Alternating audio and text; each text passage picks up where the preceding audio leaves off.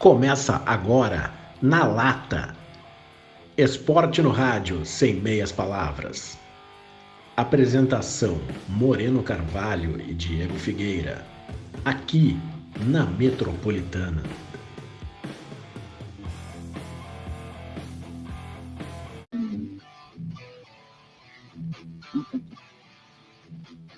Boa noite, ouvintes da Metropolitana FM 93.3. Boa noite também a quem nos acompanha pela TV Metropolitana, que tem uma TV de muitas polegadas atrás do Tony ali, nos sintonizando já há algum tempo.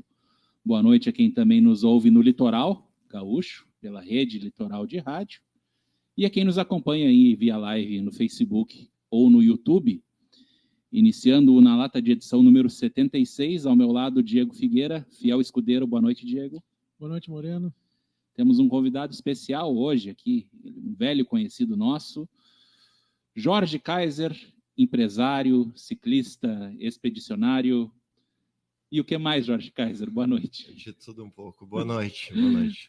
É um prazer tê-lo aqui conosco e vamos falar aí das tuas diversas aventuras.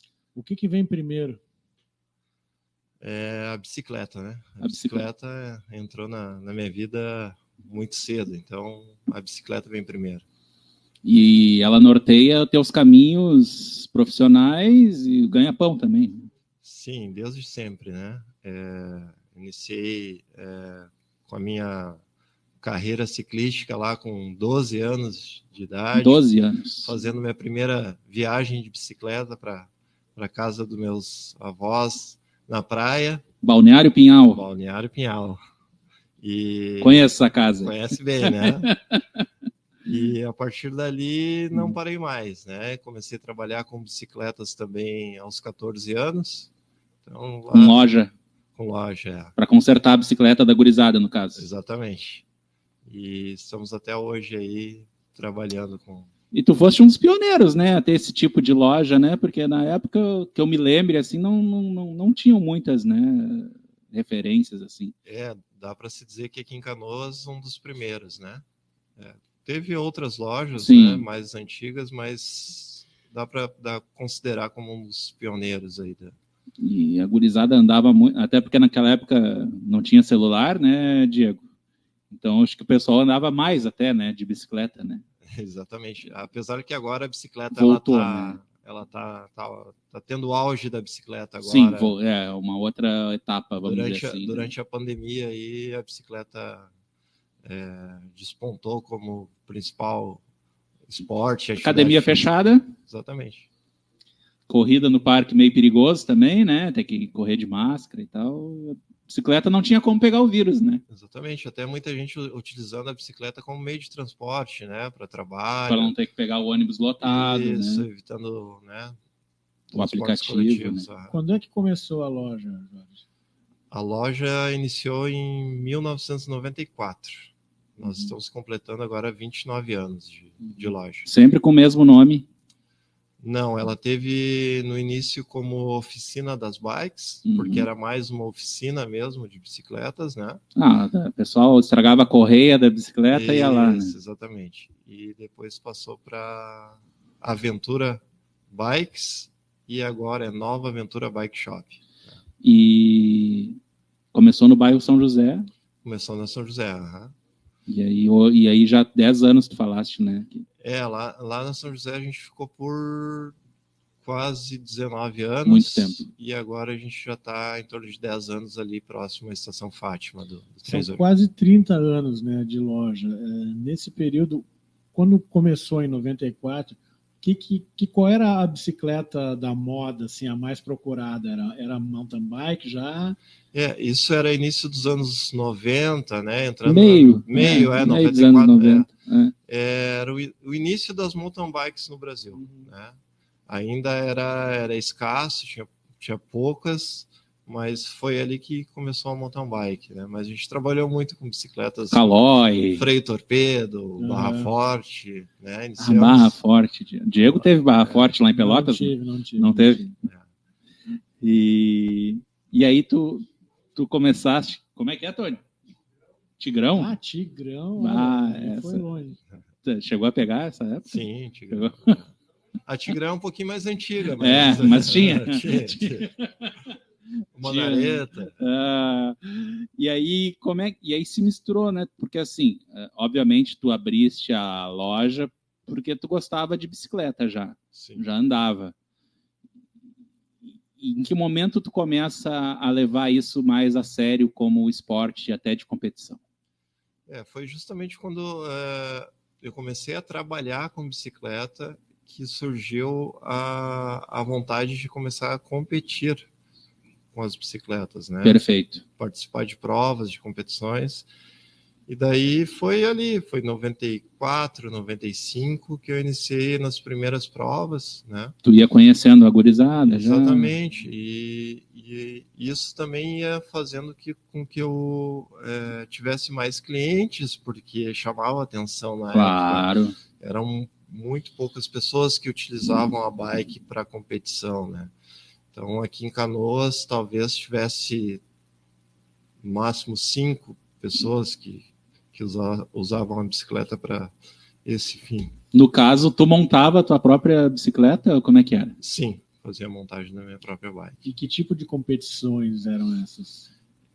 Eu comecei direto no Campeonato Gaúcho de Ciclismo. Da Federação Gaúcha de Ciclismo. Federação Gaúcha de Ciclismo, que era um evento oficial, né? Já eram provas pelo ranking gaúcho e era afiliada à Confederação Brasileira de Ciclismo já na época. E eram etapas em municípios diversos aí da região. Sim, né? Etapas em diversos municípios. Me lembro Sapiranga. Tinha, né? Sapiranga, inclusive, foi minha primeira prova de ciclismo. Primeira prova. Em Sapiranga. E como é que foi lá?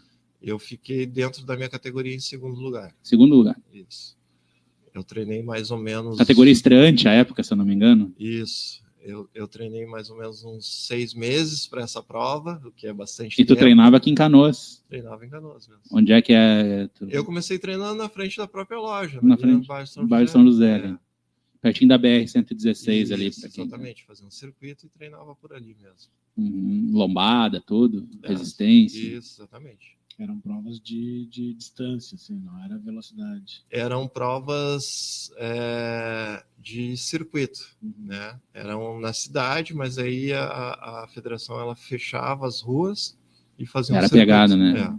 Então era mais velocidade do que distância. Não, eu acompanhava algumas dessas provas. Para quem não sabe, eu sou primo do Jorge, mas eu me lembro de alguma dessas provas e que tinha o tal do sprint, né? Exatamente, a chegada. Né?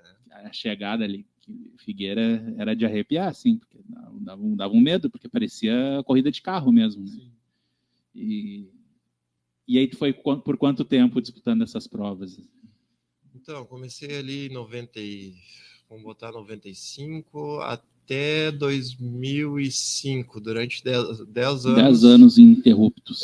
Começando ali pela categoria juvenil, estreante, juvenil, júnior. Sim, tu tinha o quê? 12, 13 anos? Eu tinha 14 anos. 14 anos. E até chegar à categoria elite, que seria a categoria principal, ou a profissional, digamos assim. Sim. Né? Não era profissional porque a gente não vivia disso, mas era a principal categoria, a elite. Né? E daí, em 2005, eu sofri um acidente, justamente num sprint final, numa prova em Sapiranga, por coincidência. Embolotou com outros competidores ou caiu sozinho? Não, eu acabei caindo sozinho.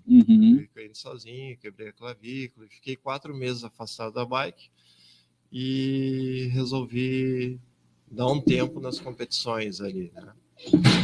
Perfeito. Mas depois, isso 2005, depois 2010... E continuava com a loja, né? Normalmente. Continuei trabalhando com bicicleta. Só parou de... É isso aí. E aí 2005 tu para... E aí nós vamos para uma outra parte, né, Diego? Pois é, aí parou com a bicicleta. Na verdade, eu parei com a competição. Com competição, né? Ô Moreno, deixa eu dar um pitaco aqui. Eu acho que é claro. importante ele dizer, Jorge, quais são as bicicletas porque houve uma evolução das bicicletas na época que tu começou a participar, sim. Correr, tal, aquele negócio todo. Acho que a evolução até tu chegar e ir para essa outra fase, né, Moreno, que tu vai falar com ele agora. Sim. Mas eu tenho a impressão que naquela época era a Caloi 10, né? Tanto que a minha primeira bicicleta de corrida, considerado uma Speed, era uma Caloi 12 série especial. Que é que tu corria?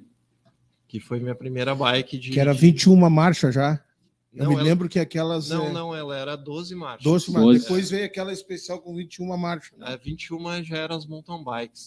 Já eram as mountain bikes. A linha de Speed, que era para competições de velocidade, eram de 12 velocidades, 14. E o peso, Moreno, dessas bicicletas era um peso assim exíguo, né? Pesava bem pouco nessas bicicletas, né?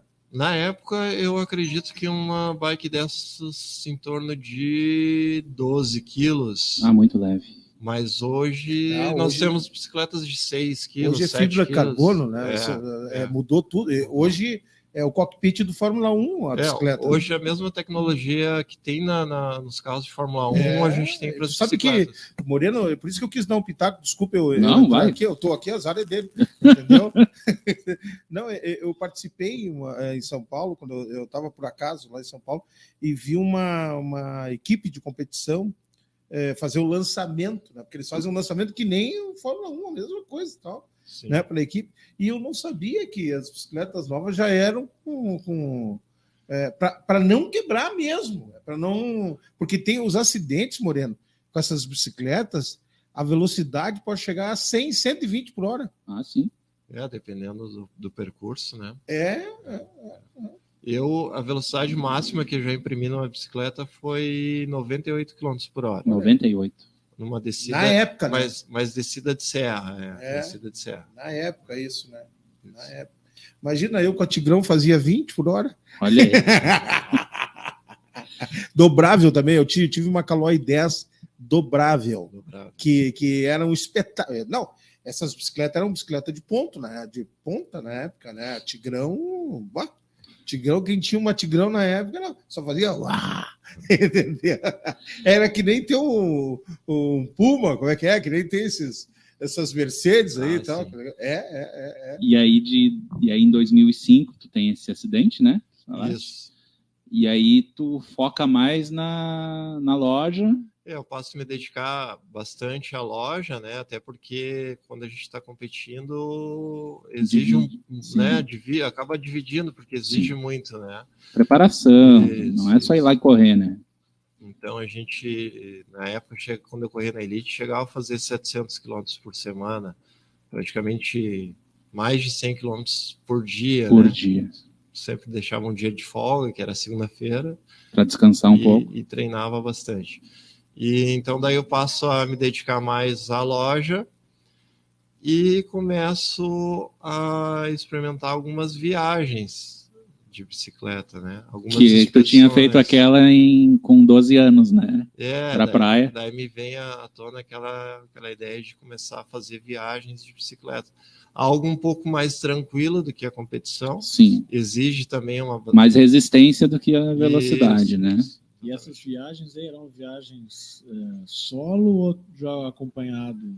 Eu comecei fazendo viagens solo, né? Uma das, inclusive o Moreno acompanhou, uma das primeiras foi o contorno da Lagoa dos Patos. Na época, pouquíssimas pessoas tinham feito esse contorno de bicicleta e eu fui lá e fiz em 7 dias, quase 900 quilômetros. De qual município a qual município? Saindo de Canoas. Saiu de Canoas. E chegando em Canoas, né? Sim, tu fez toda a volta. Qual o máximo que tu chegou aí? Eu cheguei ao extremo, seria São José do Norte, em Rio Grande. Rio Grande. Retornando para Pelotas, São Lourenço, Arambaré, Tapes. Né? Na ida fui por Palmares, Mostardas, Tavares. Sim. Qual era a bike dessa vez? Na época era uma mountain bike. Mountain bike. Ainda aro 26. Já é mais robusta para aguentar isso, até porque tinha que levar o equipamento. Né? O que tu levou nisso? É isso que eu ia perguntar. Tu levava pneu? Sim, normalmente a gente leva câmera reserva, né? Câmara de ar, um kit de manutenção, de remendo e alguma ferramenta. Mas levava também barraca, saco de dormir, que era para fazer uma expedição mesmo, né? Ia acampando e fazia etapas. Essa foi tua primeira experiência maior, assim, de tu posar fora de casa com a bicicleta, vamos dizer essa, assim. É solo, sim. Teve uma outra também que eu esqueci de destaque, até foi antes de eu parar de competir, que foi para Foz do Iguaçu. Daí eu fui. Tu estava competindo ainda? Estava competindo. Fez uma aventura. Fiz uma aventura. Daí, com mais 7 amigos, a gente foi até Foz do Iguaçu pela Argentina. Daí a gente foi para aumentar um pouquinho o percurso. E aí tu toma gosto pela coisa. Daí, a partir dali, eu comecei com projetos da Ruta 40 também, que era percorrer toda a Ruta 40 na Argentina, né? Em mais de uma expedição. Sim, em 3 ou 4 vezes. Isso. Inclusive, eu tenho que completar ela. Falta a última, né? Falta a última ainda para completar. Essa primeira aí da Volta da Lagoa, né? Tu começa em Canoas e no primeiro dia tu vai até onde? Para ter uma ideia assim, do que dá para fazer, né? O primeiro dia eu fiz quase 160 quilômetros até Bacupari, que é onde tem um camping lá da Lagoa do Bacupari. Fica 50 quilômetros depois de Palmares do Sul. Tá. Mais ou menos isso. Daí... Vamos botar uma pedala média... Nessas expedições, pedala quantas horas por dia e descansa quantas, mais ou menos? Em torno de 8 horas por dia, 10 horas por dia, e daí o restante dá uma descansada. Descansar. E aí, pulando um pouquinho, acho que 5, 6 anos depois tem a Ruta 40. Moreno, tem o trago que tem que tomar, viu? O cara que pedala. Tem um trago aí, né? Resistente aí, né? Para poder manter o físico, né? Tem a suplementação. Eu nunca fui muito apto a muita suplementação, sempre fui no arroz e feijão. Sim. Assim, né? Mas, raiz. Sou um ciclista meio raiz, assim. Mas, claro, existe uma suplementação que ajuda bastante, né? Mas daí a gente pula para essa etapa da Ruta 40, e quem quiser pesquisar aí no Google... Tu tens um blog ainda? Sim. Coloca lá Jorge Kaiser, Ruta 40, bicicleta, certamente vocês vão achar, assim como as matérias que a gente acabou fazendo com ele no Diário de Canoas, em outros lugares que o Jorge saiu aí na imprensa. Como é que tu teve a ideia de o Diego Figueira, que é o nosso homem da geografia aqui, Ruta 40 é lá na região dos Andes, né? Mas pega a Argentina, pega Chile, né? Na verdade, a Ruta 40 ela atravessa a Argentina. Patagônia, né? Ela atravessa a Argentina de norte a sul. Sim. Ela começa lá no extremo norte da Argentina, na divisa com a Bolívia. Sim, aí vai descendo. E desce paralela à Cordilheira dos Andes. Né? Em alguns momentos ela chega a adentrar a Cordilheira dos Andes, subir algumas E é uma estrada de asfalto? Como é que é? Quando eu comecei o projeto... Toda ela. Né? Quando eu comecei lá em 2011, que foi a primeira expedição, ela tinha grande parte dela ainda com rípio, né? Que eles chamam que é estrada de cascalho, não era asfalto. Hoje, eu diria que acho que 80% dela hoje é asfaltada. Mas eu peguei grandes trechos na época de rípio. Só para a gente entender... Tu dividiu ela em 4 etapas. Ou seja, tu viajava até certo ponto. Exatamente. De avião, como é que foi? Eu sempre... Etapa por etapa, a primeira. A primeira etapa, eu saí aqui de Porto Alegre, de avião.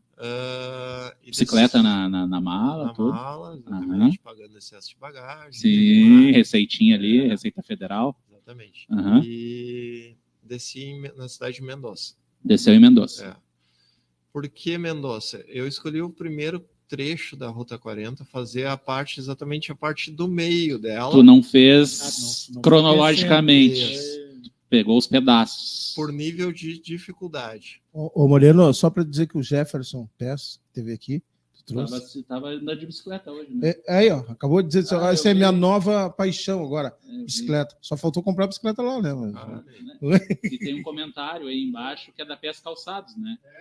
Que é meio estranho, mas tudo bem, né? Deve ter sido uma funcionária dele, né? Mas aí tu escolheu a parte mais difícil primeiro, isso? Não, a mais fácil. A mais fácil primeiro. Para tu ir ganhando experiência. Exatamente, inclusive. A minha ideia era ganhar experiência. Essa seria mais fácil porque ela é toda plana, toda asfaltada? Ela tinha grandes trechos que ainda não era pavimentada, né? Mas ela não tinha tanta altitude. Né? Eu não pedalei muito tempo em altitude, que a altitude é um dos agravantes. Né? Tu vai sozinho para Mendoza? Fui sozinho nessa expedição. E aí tu demora quantos dias para completar esse primeiro trajeto? Esse primeiro trajeto de Mendoza a Junín de los Andes, né? Cerca de 1.200 quilômetros. 1.200 quilômetros. Foram 12 dias. 12 dias. Mas eu incluí dentro do projeto, né, a escalada de algumas montanhas vizinhas a essa. Não era o bastante chegar lá. Que é para não facilitar muito, né? Não tem graça. Que voltando lá em 2005, quando eu parei de competir, eu também comecei a fazer algumas escaladas, alguns trekkings e tal.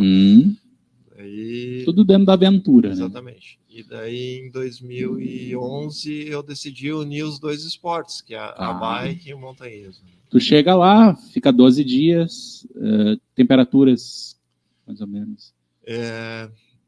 Peguei de -5 a 40 graus. De dia para outro, assim. Às vezes no mesmo dia, porque é uma região de deserto, né? Sim. Então, de dia muito quente, porque eu fui numa época final do ano, era final de novembro, início de dezembro. Começando a esquentar um pouco. Então, de dia sol muito quente e à noite a temperatura despenca. E aí, a roupa? Aí tem que levar de tudo, né? Quantos quilos de mala? Né? Nessa primeira expedição, a gente vai aprendendo, né? Nessa primeira expedição... Tomou umas pancadas na primeira, Nessa né? primeira expedição era 35 quilos de equipamento. Na mochila. Isso aí, hoje, pra ti, com toda a tua experiência, isso é muito ou é pouco? É muito. É que o que acontece? Tu não escolheu também o mais leve possível, né? Hoje tem a tecnologia evoluiu muito para os equipamentos, né? Então hoje eu acredito que com 15 quilos faça o mesmo efeito ou até mais. Eu acho que mais eficiente do que os 35 daquela época. E aí a segunda etapa tu faz em que ano? A segunda etapa foi um ano depois. 12. Daí, como preparação para a primeira etapa, eu fiz a volta da Lagoa dos Patos. Treino, vamos dizer assim. E como preparação para a segunda expedição, eu fiz a Lagoa Mirim. E daí pegou um trecho no Uruguai também, né? E aí tu vais de avião de novo para a Argentina? Daí eu vou de avião novamente. Desce em? Salta. Daí para iniciar um dos trechos bem difíceis, que foi a parte norte, né? Desci em Salta, peguei um ônibus, fui até a cidade de La Quiaca, que é onde inicia a Ruta 40, divisa com a Bolívia, e dali desci 1.800 quilômetros. Fez a parte 1 na segunda... Isso. 1.800 quilômetros até Mendoza, em 15 dias. Ali eu tive a companhia daí de um colega. Um carro. Não, um amigo. De bicicleta também. Amigo de bicicleta de Caxias do Sul, que foi junto. Foi junto. Para fazer esse trecho. E o terceiro? Só para a gente completar esse... O terceiro foi de Junín de los Andes. Que é onde tu terminou a primeira. Exatamente. Até a cidade de Governador Costa. Fala um pouquinho mais perto do... Governador Costa, que fica... quase 1.000 quilômetros ao sul de Bariloche. Nossa, ao sul de Bariloche. Já é sul, né? E o detalhe dessa expedição, da terceira, né? Que foi em que ano? Desculpa. A terceira. Foi 2015. 15. 11, 12 e 15. Isso. Só que como é uma região de muito vento, principalmente no verão, que é a região da Patagônia mais ao sul, né? Eu preferi ir no inverno, encarar o frio, mas menos vento, né? Então, perfeito. A gente pegou bastante frio lá. Foram mais 2 pessoas juntos nessa. Esse vento seria um vento capaz de te derrubar da bike? Ou esse era o temor? Não, é capaz de derrubar, sim. De repente alguma rajada mais forte, Mas é que como a estrada ela é paralela à Cordilheira dos Andes, esses ventos eles vêm sempre soprando da cordilheira em direção à rodovia. Ou seja, É um vento lateral, né? Vem Que prejudica muito a pedalada, Sim, né? sim. Então, 12 dias na primeira etapa, quantos na segunda? a segunda foram 15 dias. 15, já dá 27. E na terceira, A 2015? terceira foram 8 dias. 27, 35. Bom, Diego Figueira, nossos ouvintes devem estar aí com muitas curiosidades, né?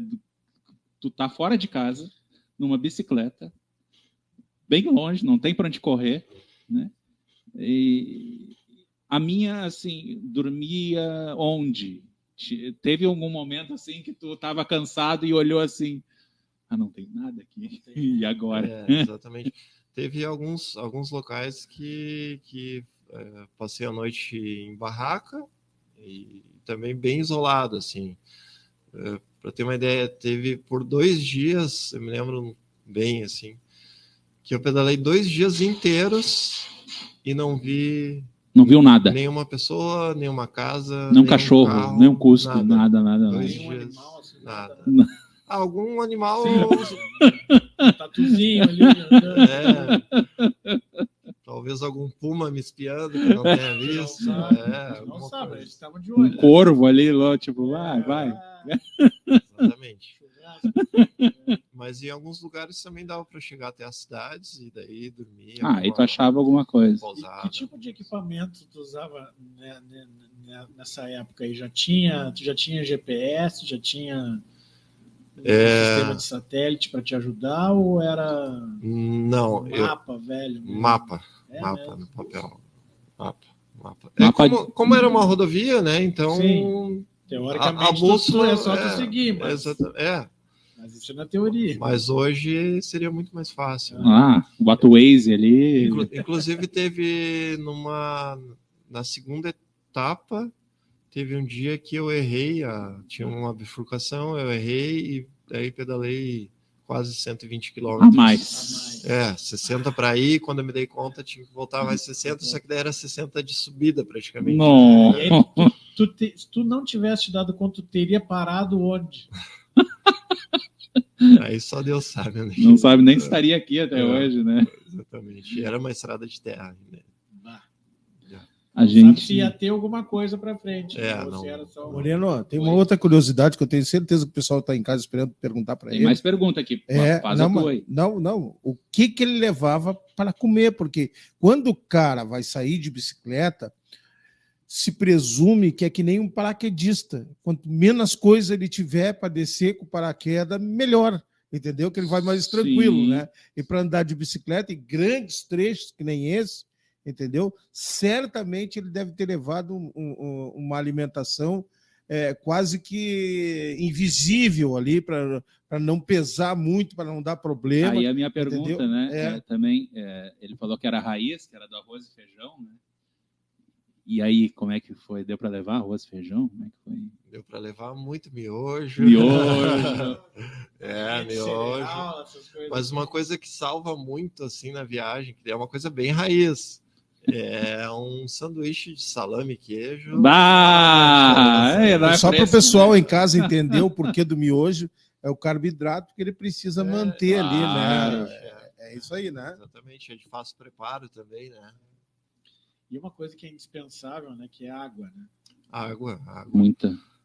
Eu tive um problema na primeira etapa. Foi na primeira etapa que eu pedalei 120 quilômetros. A ideia seria acampar na beira de um rio, né? E cheguei lá sem água. O dia foi muito quente, chegou a quase 40 graus. Cheguei já desidratado, que é uma região de deserto ali, né?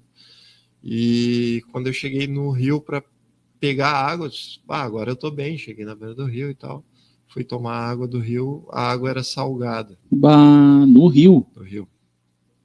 Daí eu, analisando o mapa, eu vi que o rio, ele vinha do mar, da região de um salar. Então ele passava pelo salar, se contaminava, né? Aí tu lembrou da água do Pinhal lá, quando a onda passava por cima. E Daí eu não tinha como ficar parado ali, porque eu já estava desidratando e passar a noite sem água ia ser pior. Eu acabei seguindo viagem e mais uns 40 quilômetros depois, já com 160 quilômetros. Isso dá em tempo... Eu acho que desses 40 já, no estado que eu estava, levei mais umas 3 a 4 horas. Já. Nossa. Daí eu E louco de sede. encontrei uma fazenda e consegui água. Moreno. E quantas vezes tu ficou doente, Jorge, nessas... porque tu tá em outro país, né? Tu tá em contato com outras pessoas, né, Moreno? Calor e... Não sei se na hora que tu passa na aduana tu é obrigado a tomar a vacina ou mostrar a vacina internacional se tu tá indo para outro país e tal. No caso aí era febre amarela, né? Amarela. Isso, febre amarela, né? E tu nunca ficou doente ou coisa parecida? Não, graças a Deus. Não tem nenhum caso desse, conto para contar? Não, e não pegou nenhum ciclista pela frente também com um problema? Não. Graças a Deus não tive problema e não... Tinha outros aventureiros no caminho? Sim, na primeira etapa, por coincidência, sorte, né, acaso, eu furei 3 pneus no primeiro dia. No primeiro dia? No primeiro dia, 3 pneus da bike. Então, quando eu estava consertando o terceiro pneu furado, eu olhei para trás e eu vi 3 ciclistas carregados também, viajando. Sim. E eles chegaram e pararam, encostaram ali para falar comigo.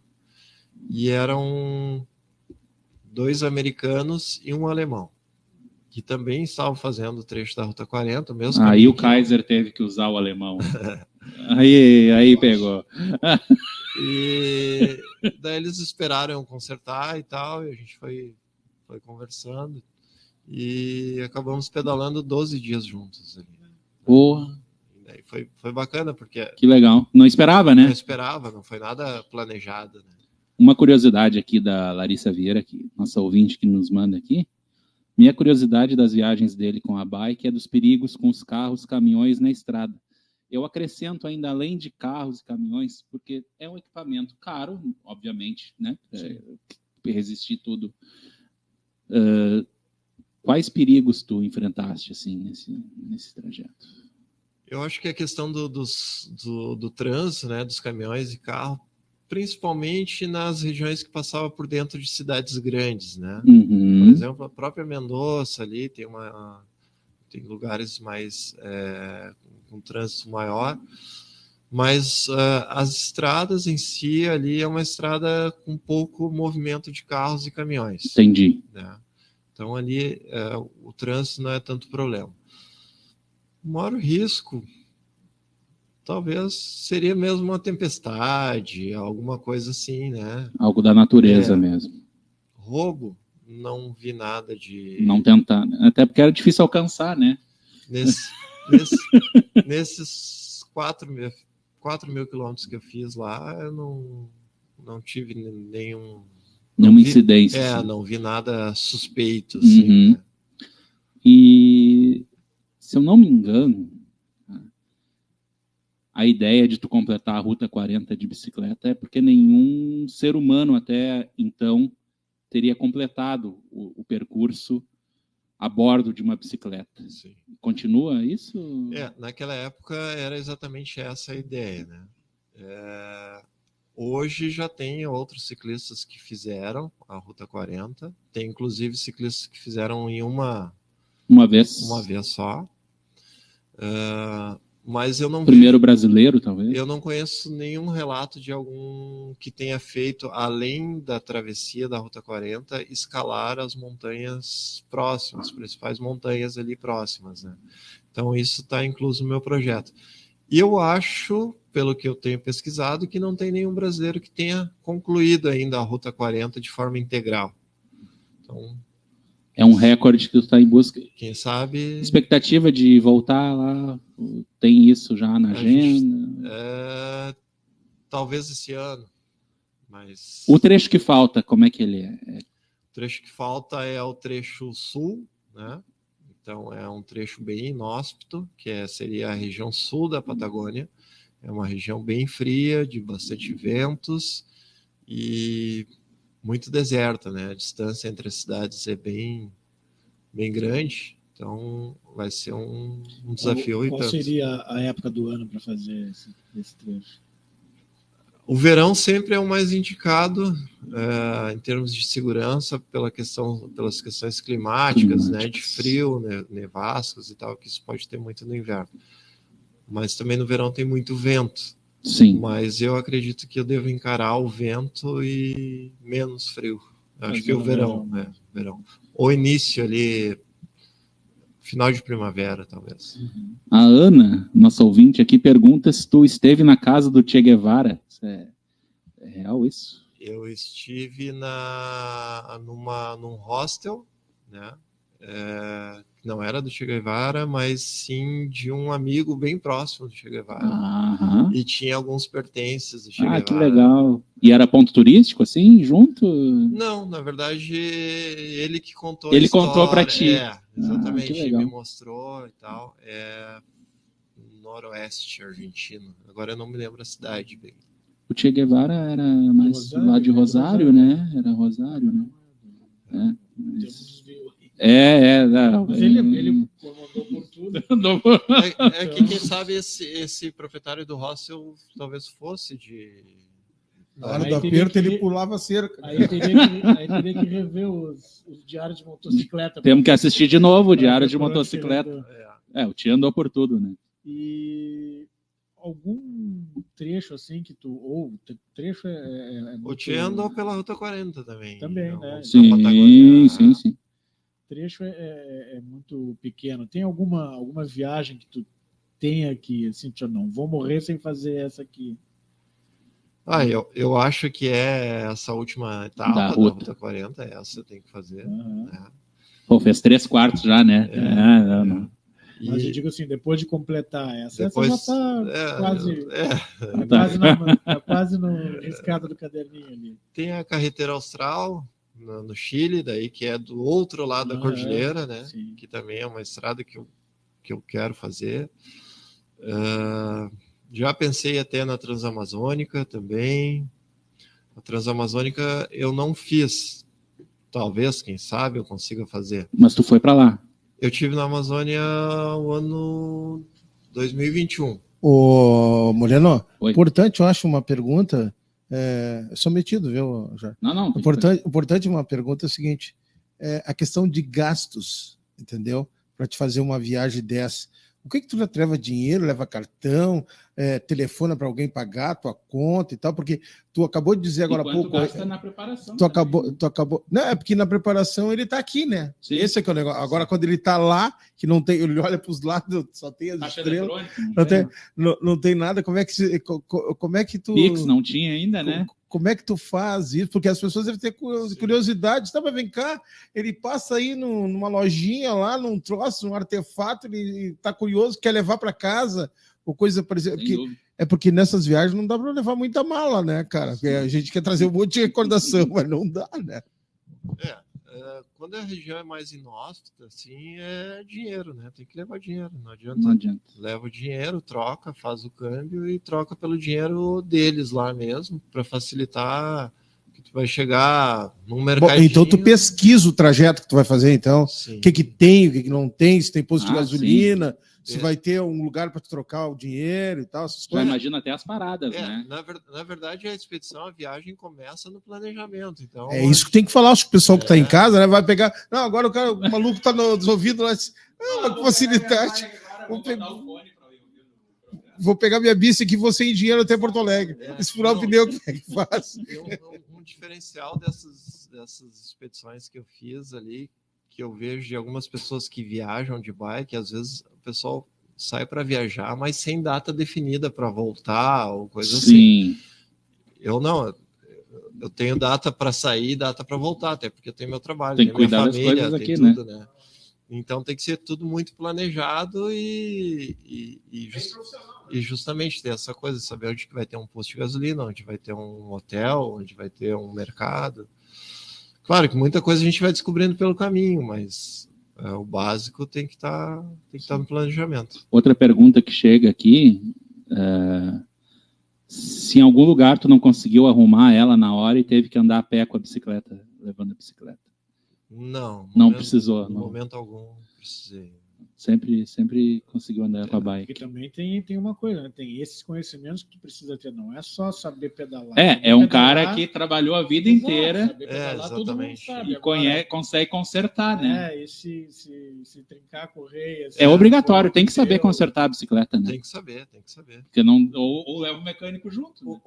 Moreno, uma outra curiosidade é o seguinte, por esses países que tu foi, por esses locais que tu foi, tu também está captando, digamos assim, novos modelos de bicicleta, novas tecnologias de bicicleta, mas na época que tu foi, tu olhou várias bicicletas, não teve vontade nunca de trocar a bicicleta? Eu acho que eu vou vender essa minha aqui, vou levar essa mais moderna aqui e vou voltar com essa mais moderna. Não dá essa vontade de fazer, hein? Eu até vou responder pelo Jorge, não, porque a dele ele conhece. A dele ele conhece. Exatamente. E ele tem a segurança que exatamente. A minha eu conheço Deus da esfera que ia no cubo até a ponta do raio. Tá, mas não dá vontade, então vamos para outra esfera. Não dá vontade. Não, vontade de trocar. A gente sempre tem vontade de ter algo melhor do que isso. Tem. E certamente tu deve ter visto, né, as melhores por aí, né? Sim. Dessas dos americanos, por exemplo, que passou por ti, e os outros aí já vieram com bicicletas mais modernas. Sim. A primeira vez que tu fosse fazer a Ruta 40, qual era a bicicleta? Que modelo era? Foi um fato até bem curioso, porque eu ia fazer com uma mountain bike, Aro 26, uma Specialized, e fiz toda a preparação com ela, fiz inclusive o contorno da Lagoa dos Patos. Mas quando faltava uma semana para fazer a viagem, eu fui desmontar a bike, lavar, fazer a revisão geral para a viagem mesmo, e descobri que ela estava com o quadro trincado. Estava com uma trinca no quadro, faltando uma semana para a viagem. Passagem comprada. Tudo certo. E eu não poderia fazer uma viagem desse porte com uma bicicleta soldada, digamos assim. Podia te deixar na mão, né? E daí eu tinha alguns patrocinadores, conversei com eles e tal, e a gente conseguiu uma bicicleta nova, né? Inclusive algumas peças da bicicleta eu tirei da minha Specialized, que eu já conhecia, e coloquei na mesmo bicicleta sendo nova, que era na época uma canal dele Aro 29, era uma novidade. Imagina, em 2011 uma bike Aro 29. Nossa. Então era lançamento na época. E eu fui com essa bike para lá, sabendo que na Argentina não existia pneus e nem câmeras Aro 29. Só para um parêntese rapidinho aqui, explica para quem está nos ouvindo e que não tem essa noção, qual é a principal diferença da 26 para o 29, além, óbvio, do tamanho? Sim, a 29 ela tem uma rolagem maior do que a 26, pelo diâmetro da roda, ela, digamos, num terreno plano, ela vai andar mais rápido. Sim. O mesmo esforço que vai fazer na 26... Sim, uma pedalada que tu der na 29, tu vai chegar mais longe do que exatamente, na 26. Exatamente. Ela vai ultrapassar os obstáculos com um pouco mais de facilidade, porque a roda é maior, né? Talvez perca um pouquinho na subida, né? Porque tem a questão da inércia da roda, que é mais... A bicicleta também, na época, era um pouquinho mais pesada. Hoje a gente já tem 29 com um peso bem considerável. Assim. Foi evoluindo a tecnologia. Exatamente. Mas aí tu vai para moto. Conta pra gente como é que surge a moto na tua vida. Cansou de pedalar e resolveu ligar um motor. A moto também faz parte da minha vida há bastante tempo, né? Eu comecei lá com uma scooter e daí aos poucos a gente vai evoluindo. Chegou a andar de Garelli? Não, de Garelli não. A Jog, né? Era Jog, né? Aquela pequenininha. No tempo da Garelli eu andava de bike. Meus amigos tinham Garelli, tinha a Tchau na época, e mobilete, eu andava de bicicleta, né? Até porque não tinha condições de ter naquela época uma... E então daí depois entra a moto, e daí um certo dia eu sempre fui fã do Rally Dakar. Né? E o Rally Dakar... Que é caminhão, carro e moto. Isso. E teve alguns anos que o Rally Dakar foi realizado aqui na América do Sul. Sim, ele mudou que era Paris-Dakar no início, né? Começou como Paris-Dakar. Saía da França e ia até o Senegal, né? E aí foi mudando. E daí eu fiquei sabendo que ia ter a chegada do Rally Dakar na cidade de Rosário, na Argentina. Ó, Rosário de novo aí. Abraço pro Messi, nosso ouvinte. Só que Rosário fica a 1.200 quilômetros aqui, né? E na época eu tava com uma moto 160 cilindradas, 150 cilindradas, 150. uma PCX. E eu disse, por que não ir lá ver a chegada de PCX? Eu já fui de bicicleta? Se eu já atravessei a Argentina de bicicleta, por que não fazer 1.000 quilômetros de PCX? Então, ali começou daí minha paixão também por motos, né? Eu saí daqui numa sexta-feira, assisti a chegada lá no sábado e domingo eu voltei. Fiz os 2.400 quilômetros em 3 dias. Que legal. Quantas horas para chegar lá? Não me lembro. Sabe? Agora, não me lembro. Demorou. Mas depois dessa, tu continuou te aventurando daí de moto. Isso, daí eu também foi melhorando a moto também. Comecei a fazer algumas expedições de moto, fiz uma para o Chile, uma KTM que eu tinha, uma expedição pela Cordilheira. Nessa para o Chile, eu fui para Buenos Aires de moto, daí assisti a chegada do Rally Dakar lá, e de lá atravessei toda a Argentina de leste a oeste, né? E fui até o Chile daí. Até o Chile? E depois retornei uns 6.000 quilômetros, mais ou menos. Com a mesma moto? Assim. Isso. Não, daí não era mais a PCX, era uma KTM. A Argentina de leste a oeste dá para fazer legal, não dá para fazer o Chile, que tu leva mais ou menos 20 minutos. O Chile Depende, porque a cordilheira tá ali, né? A cordilheira tá ali. E nessas de moto, tu também faz a escalada ou não? Não, nessas de moto não fiz as escaladas. E tu já foi acompanhado nessas de moto? Já foi. Agora, bacana foi uma expedição de moto que eu fiz quando a gente estava tendo o auge da pandemia ali, um pouco depois. 21. Nós estávamos com as fronteiras fechadas e eu, naquela agonia para fazer uma viagem, né? Resolvi fazer, então, todos os passos de fronteira do Rio Grande do Sul de moto. Ou seja, chegar até a fronteira em todos os lugares onde que não podia passar, né? Onde tem um ponto de passagem, né? Então foram 17 passos de fronteira. Pô, que legal. A gente tem 17 passos aqui no estado. Conta uns que tu lembra aí pra gente. Nós temos aqui em Jaguarão. Lá embaixo, depois tem no Chuí. Zona Sul. Né? No Chuí tem o Passo Centurion, que é bem inóspito. Depois tem lá Livramento, Uruguaiana, São Borja. Fotinho na placa sempre? Exatamente. E teve desses passos aí que eu estava voltando e acabei uma estrada de terra, assim, lugar bem afastado, bem na divisa com o Uruguai lá, e bati o motor da moto numa pedra e furou o cárter da moto. Eu estava com uma BMW na época.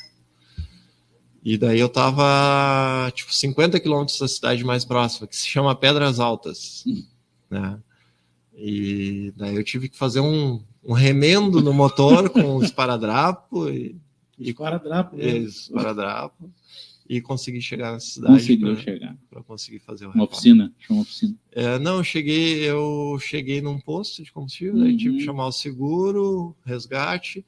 Voltei para Canoas, fiz o conserto da moto e voltei para a viagem. Voltou. Meu Deus. Mas conta assim, Jorge, algum não precisa ser acidente assim, mas alguma outra dificuldade, assim, algum problema com a polícia? Não, com a polícia eu não tive problema. Na viagem, por exemplo, na Ruta 40, fui parado várias vezes pela polícia argentina. Mas me parecia mais curiosidade deles do que... Esse louco tá fazendo. Exatamente. E o que tu recomenda assim, para quem resolver sair numa aventura dessa? Além do planejamento. Eu acho que o planejamento, né, o primordial ali, e a preparação física. Eu acho que se a pessoa quer aproveitar a viagem, ela deve ir bem preparada fisicamente, porque senão daqui a pouco começa a virar um sofrimento, né? Sim, porque daquilo que era para ser legal, para passar a ser um sofrimento. Qual a rapidinho. graça de chegar lá e querer que termine logo, né? Não tem graça. E poder aproveitar a viagem, né? Aproveitar no sentido não estar com um desgaste físico tão alto a ponto de não aproveitar. E qual foi tua mais recente? Depois da pandemia, teve alguma de moto? De moto... Ou tu tá intercalando com a bike? Não, de moto tá hoje, foi assim? uma viagem para Foz do Iguaçu. Né? Conheci alguns lugares legais aqui do estado, que a gente tem bastante lugares bacanas aqui, né? E muitas vezes a gente não valoriza, né? A gente não quer ir para fora, né? E daí fui até Foz e de moto acho que foi isso aí. E depois que tu começou com a moto, tu deu uma parada com a bike? Ou... Não, na verdade sempre intercalando, né? Intercalando um e outro. E tu chegaste a ter uma equipe? Tem ainda? Como é que é? De passeio, de bicicleta? Como é que funciona? Então, a gente tinha antes na loja passeios, né? Passeios. Sai da loja... Isso. Sai da loja, faz um passeio... X quilômetros. Isso, e volta. Mas agora a Canoas, ela tem bastante grupos de Muitos. pedal, né? Muito. Quem dirige à noite certamente já viu, né? E grupos grandes. Né? Eu diria que Canoas é uma das capitais do ciclismo, porque é muita gente pedalando. Então a gente acabou deixando um pouquinho de lado essa questão do grupo da loja. Já são vários grupos em Canoas, então cada um vai pro seu, né? No seu, porque às vezes tem a questão do ritmo, um é um ritmo mais forte, outro mais leve, um é para iniciante, outro não, né? Então, mas a gente teve também equipe de ciclismo, de competição, que foi até a pandemia, a gente estava com uma equipe forte. Inclusive, nós tivemos em algumas categorias do título estadual. Em 2019, dezembro de 2019, foi um pouquinho antes da pandemia, eu disputei o Pan-Americano de Ciclismo, que depois eu voltei a competir, né? Depois de tudo isso aí, da Ruta 40 e tal, voltei a competir já como Master daí, já, né? E agora a gente está retomando a equipe na modalidade mountain bike. Olha aí. Fugir um pouquinho da estrada, das rodovias e ir para a terra. Eu acho que é um lado mais seguro hoje em dia de se praticar atividade. Mais fechado, né? Isso. Uma das coberturas que eu fiz contigo e tua equipe foi logo que foi inaugurada a BR-448, a rodovia do Parque. Exatamente. Acho que nós fomos um dos primeiros a percorrer. Exatamente. Essa era a minha curiosidade. Capa do Diário de Canoas. E do VS, do NH também. Porque vocês percorriam todas os... Isso. Viam lá do início dela, né? Vocês saíam bem cedo, né? Como é que era? Sim, nós começávamos a pedalar às 6 da manhã ali. E percorria toda a 448, né? Nos dois sentidos. Sim, ia por um lado e voltava pelo outro. Exatamente. Que legal. Moreno, deixa eu, antes de terminar o programa, fazer uma pergunta para ti, já que tu tem a loja de bicicleta e tal, aquele negócio todo. Não é só bicicleta de corrida que tu vende lá, né? Bicicleta de passeio também, né? Não, até o nosso forte é justamente a só bicicleta corrida para lazer, né? Só lazer, pra né? Lazer. Tá, e o que tu acha das ciclovias aqui de Canoas? Porque Canoas, agora há pouco tu falou a respeito que Canoas é praticamente um polo ciclístico em relação ao sul do país. Haja vista as lojas grife de roupa, as mais importantes, estão se situando aqui na cidade de Canoas. No Shopping Novo também tem uma loja forte que vende roupa. E muitas vias estão se abrindo, né, Tony? Onde não havia, né? É isso que eu queria ver contigo. Se na tua própria loja tu te preocupou, Jorge, se tu não te preocupou, tu sabe que jornalista dá pitaco, entendeu? Sim. Em colocar lá na parede lá o roteiro da cidade, onde o teu cliente, aquelas famílias podem sair para pedalar durante a semana, durante o dia. Olha, você pode ir por aqui que vai encontrar lá uma ciclovia. É uma sugestão, se caso tu não tenha. Eu diria não como uma crítica, assim, mas uma cidade do tamanho de Canoas e com a população que tem hoje, e principalmente a população que utiliza a bicicleta, não só como lazer, Sim. mas como meio de transporte. Né? A gente tem aqui principalmente a Matias Velho e a região ali do Guajuviras. Sim. O uso da bicicleta como meio de transporte é algo muito forte, Sim. muito forte. Eu não sei agora em números, mas é muita gente pedalando. Aliás, na Matias foi a primeira ciclovia que foi instalada aqui em Canoas há 20 anos atrás, né? 20 anos atrás. No Rio Grande do Sul? Na Rio Grande do Sul, é que eu falo na Rio Grande do Sul. Mas imagina, há 20 anos atrás. 20 anos atrás já pensavam que podia expandir a questão da bicicleta. Pouco se evoluiu. Eu acho que falta muito espaço para o ciclista em Canoas. Falta muito espaço. Agora, a tua opinião é super importante, porque tu é da área, né, Moreno? Na revitalização da Curitiba, acho que colocaram uma ciclovia ali, né? Sim, já tem ali na própria Avenida das Canoas, também tem, né? Na Perimetral Oeste também vai ter, né? Tá sim, né? Sim, tá programado ali. Que vai vir lá, o cara sai da tua da loja Mauá, lá, da Mauá pega Rio Branco ali, e vai até a Matias, né? Vai até o... Até a Curitiba ela vai. Até a Curitiba, exatamente.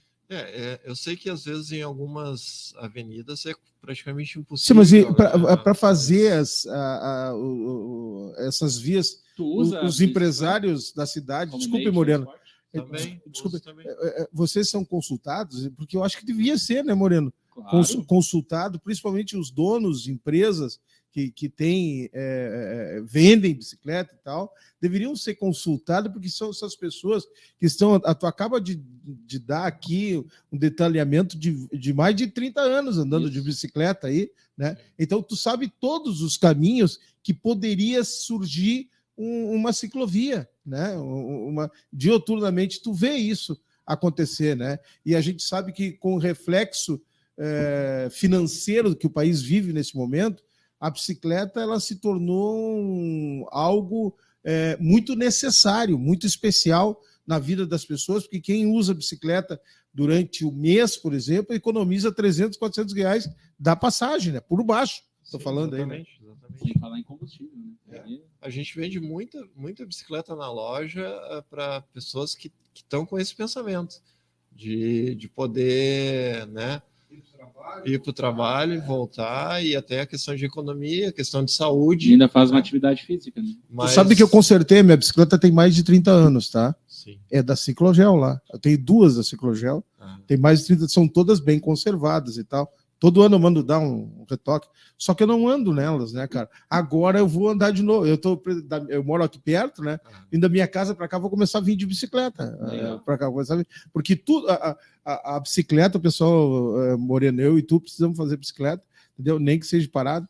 Entendeu? Tem a bicicleta parada, né?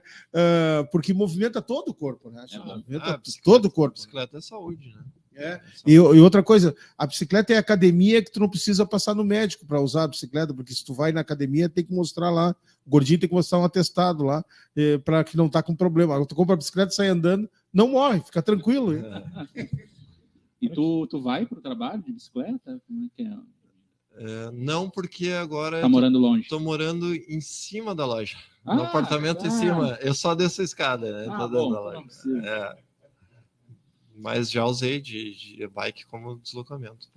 Quem quiser fazer percorrer essas distâncias um pouco mais longas, que nem tu já percorreste, qual é mais ou menos o investimento no equipamento, não só na bicicleta, digo, no capacete, né, numa mochila para poder levar no seu cantil? Te refere a viagem ou distâncias aqui, digamos? Não, distâncias mais curtas, para começar, depois pode ser para viagem. Hoje eu indicaria uma bicicleta no mínimo aí de uns R$2.000, seria uma bike que vai ter esse suporte para a pessoa poder fazer uma distância de 50 quilômetros até 100 quilômetros, né? Vai ser uma bicicleta... Vai a Novo Hamburgo e volta. Que vai dar uma segurança para que a pessoa...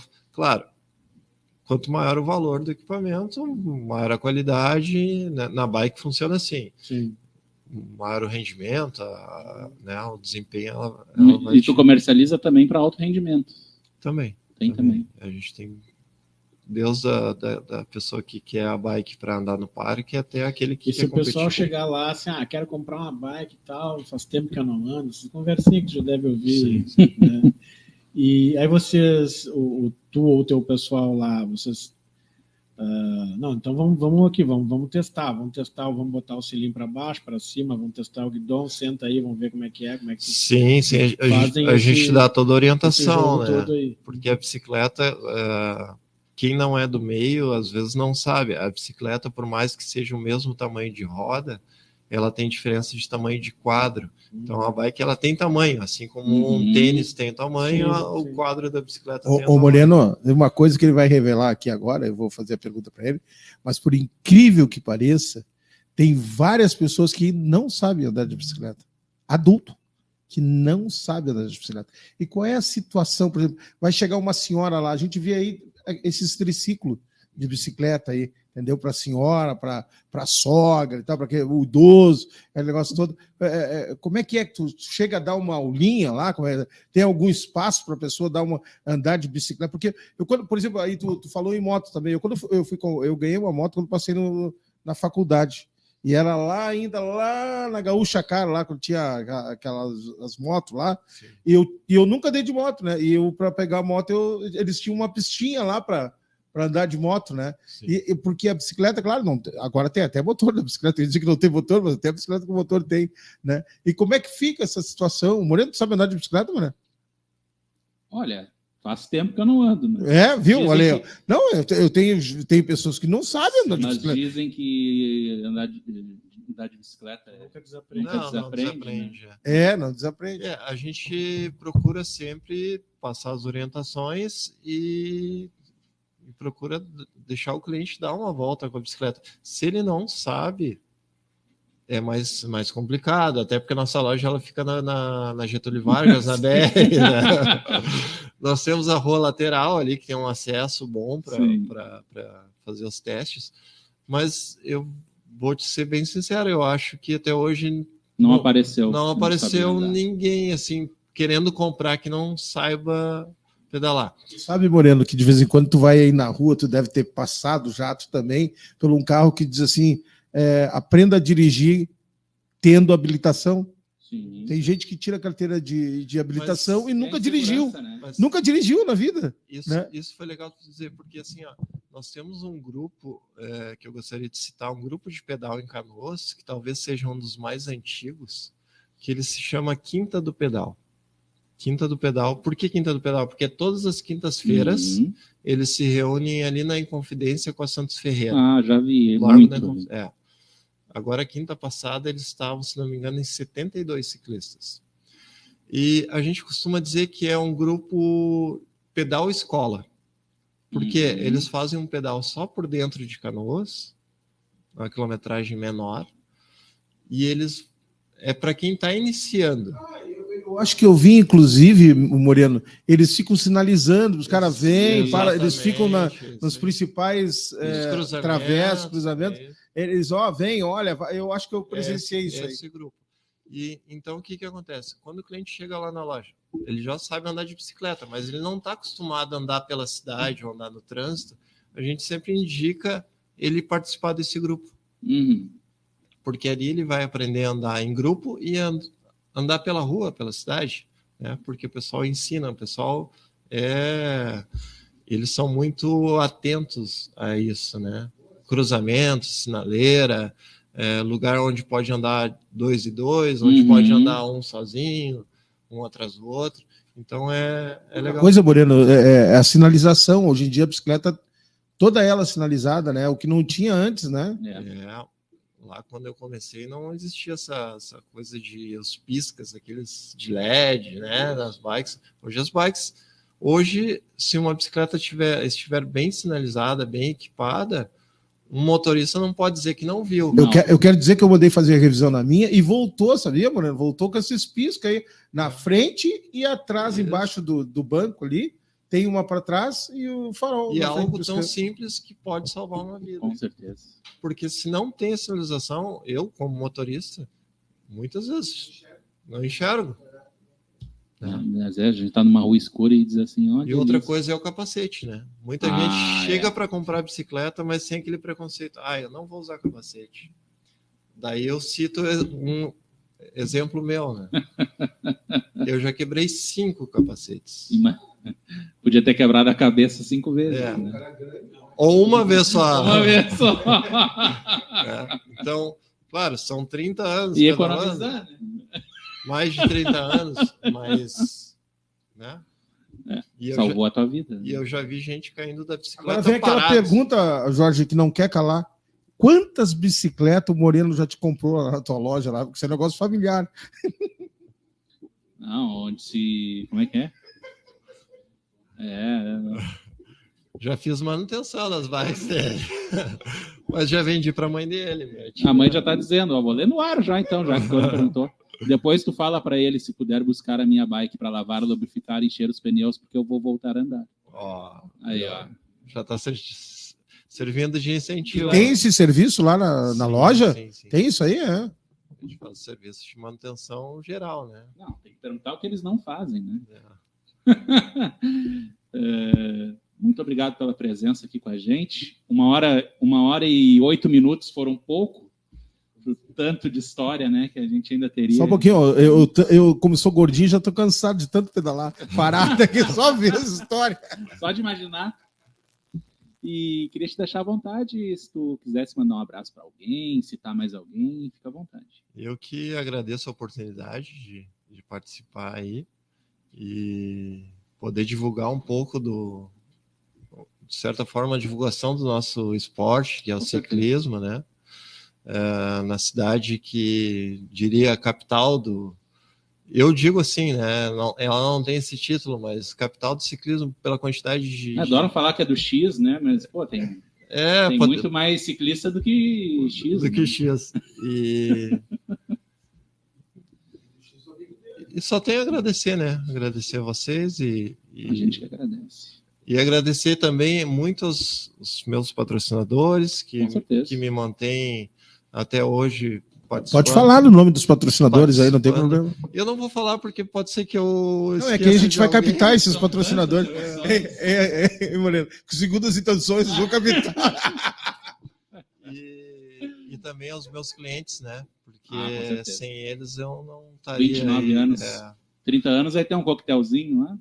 De 29, agora a gente vai fazer alguma coisa agora em abril. Vai fazer 29 em abril agora. Que data de abril? Não é dia 16, por acaso? Não, porque dia 16 é meu aniversário. Dia 16. Dia 16 nós temos um amigo ciclista aí que também a gente vai fazer um evento. Legal. Então é isso, Diego Figueira, mais alguma ponderação a fazer? Não, só isso, agradecer aí a presença do Jorge, né?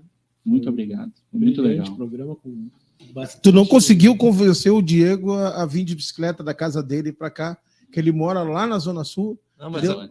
E certamente ele levaria hoje, lá da Juca Batista até aqui, porque tem que passar tem uma subidinha ali na intersecção entre Cavalhada e coisa, entendeu? Ele levaria 4h30 para chegar aqui no centro de muita Ipanema, de bike, né? Eu tive há um mês atrás, eu fui até Itapuã. Fui de manhã encontrar os amigos que estavam lá e... Quanto tempo? Eu levei acho que 4 horas para ir, 4 para voltar. 140. É longe. Inclusive eu passei nessa subidinha da Cavalhada. E tava um dia quente. Nosso verão. Faz pouco calor ainda. Como ninguém falou, é Pedra Redonda lá, né? Essa subidinha é a Pedra Redonda ali, né? Então é uma subidinha que mata. Aquela ali mata. Não, mas que já aguentou 50 e poucos graus. Já morei lá na Zona Sul, por isso que eu tô falando dessa subidinha. Mas eu tive rapidamente na segunda expedição da Rota 40, eu cheguei a 5.000 metros de altitude pedalando. É um lugar que se chama Abra de la Calle. É mais que La Paz, né, Diego? 5.000. La Paz é 4.000. Abra de la Calle é considerada, é um passo de montanha onde passa a Rota 40, é considerado a passagem de uma rodovia nacional mais alta do mundo, tirando as rodovias do Nepal e do Tibete. Que é no Himalaia. Não dá para então, concorrer, né? Então já subi na vida. Só a Daniela Porto comentou aqui, te acompanhando, Jorge. Tem ciclista que pedala só para poder comer X. Aí já fechou. A cidade do X é a cidade de ciclista. Só um pouquinho, o pedalar da fome, tá? Mas tem muita gente que faz o pedal para comer o X no final, né? Um abraço para Daniela, que deixou o recado. Um abraço para Ana Caroline, irmã do Jorge, que está lá no Mato Grosso... Campo Grande, Mato Grosso do Sul. Está lá. Um abraço a todos, então, que acompanharam a gente. E até 2 terças-feiras. Agora estamos de volta com Na Lata. Uma boa noite a todos e até lá. Boa noite.